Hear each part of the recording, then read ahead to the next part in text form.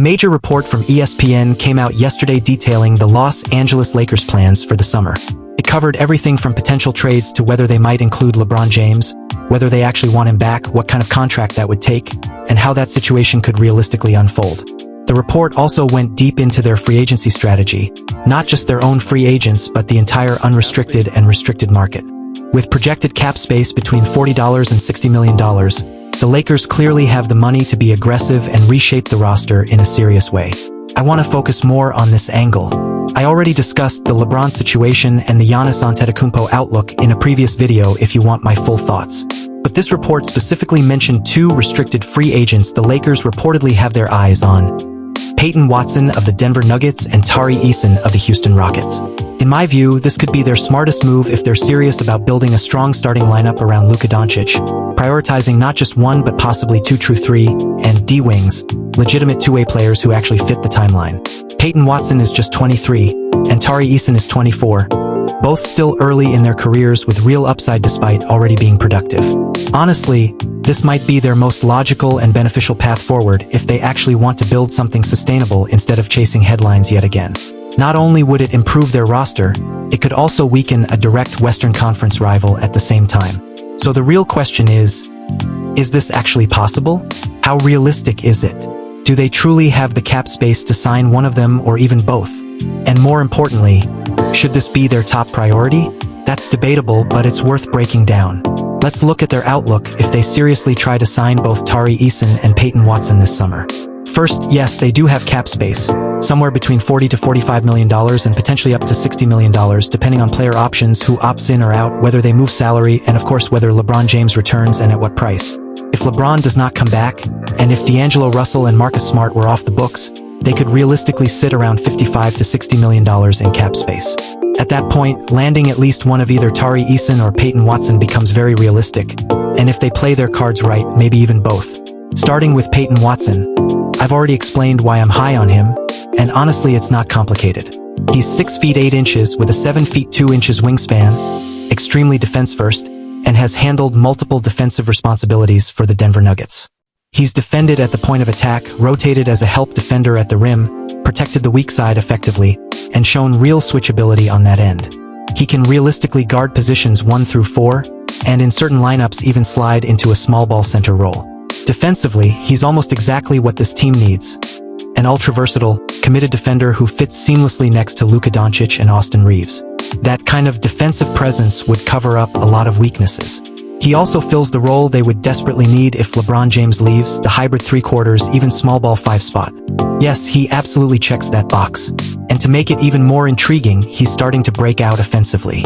This season he's averaging around 15 points per game, shooting close to 50% from the field and nearly 42% from 3. The volume isn't huge yet, under 4 3-point attempts per game, but his confidence, attempts, and efficiency have all improved each year. That suggests real long-term upside. So the outlook with Peyton Watson is strong on both ends of the floor. The bigger question is whether they can realistically pry him away from the Denver Nuggets, a contender that obviously wants to keep him alongside Nikola Jokic and Jamal Murray. Surprisingly, it may be more realistic than people assume. The Nuggets are already pressing up against the second apron next season, which puts them in a very tight financial corner. They're currently sitting less than $4 million below the second apron, which is a terrible place to be. We've seen over and over again how teams scramble desperately to avoid crossing that line because the second apron has basically become salary cap prison. It limits trades, kills flexibility, and makes team building a nightmare. No serious front office wants to live there. I don't believe the Denver Nuggets want to cross that line even to keep Peyton Watson. Yes, they'll absolutely try to re-sign him, but it would likely require dumping salary, declining options, waiving non-guaranteed deals, or moving rotation players just to stay afloat. They could decline a team option like Jalen Pickett's, avoid guaranteeing other contracts, or even consider moving a key role player to clear room. But that's not exactly a healthy path for a contender. Forcing yourself to lose depth just to keep one player isn't ideal, especially when you're trying to maximize the Nikola Jokic championship window. That's where a team like the Lakers could apply real pressure. Considering the playoff history between these teams, including multiple postseason battles in recent years, there's some rivalry tension there. If I'm the Lakers, I absolutely play the aggressor. Make Denver choose. Either pay Peyton Watson and sacrifice depth, or let him walk and weaken your rotation. Sometimes roster building isn't just about improving yourself. It's about making life harder for the team standing in your way. I'd absolutely explore it. So what would it actually take to force that decision? And what kind of offer would realistically pull Peyton Watson away from the Denver Nuggets? In my view, it would probably require something in the $20 to $25 million per year range, likely over 5 years, so roughly $100 to $125 million total. That feels like the pressure point. Now, according to one salary cap projection model, again, not perfect and not gospel, but useful, it uses advanced metrics like Darko and projects Watson at about $22 million per year next season, with a current estimated value around $18.5 million. Honestly, that valuation feels slightly low to me given his trajectory. To truly pry him away, I think it would take more. Probably starting at $25 million annually and escalating toward $35 million by the final year. Whether that's a 5-year deal running through 2030 to 31 or a 4-year deal ending in 2029 to 30. The key point is that it would likely require an aggressive offer above model projections. So then the real debate becomes, is that worth it for a team like the Lakers? A franchise sitting on somewhere between $45 and $60 million in cap space this summer has options. The question isn't whether they can afford it. The question is whether they're bold enough to commit that level of money to a 23-year-old wing instead of chasing another headline name. Would it be worth committing more than half of that cap space to Peyton Watson?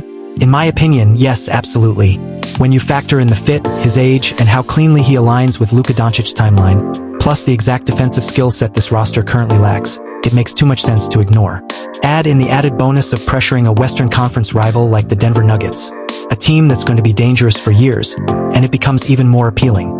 Whether it's a 4-year deal in the $100 to $120 million range or a 5-year contract closer to $120 to $140 million, I would seriously consider it. Yes, that's a massive financial commitment. But if the Lakers are serious about resetting and building a true championship-level roster around Luka Doncic, this is the kind of aggressive move it takes. Sometimes you have to overpay slightly to steal a restricted free agent, especially from a direct rival. That's the reality of competing at the highest level, and in my view, it would still be worth it. And speaking of worth it, that same urgency should show up when the Lakers face the Los Angeles Clippers on Friday night. If you're watching that matchup, there's also an angle to consider strategically. The Clipper,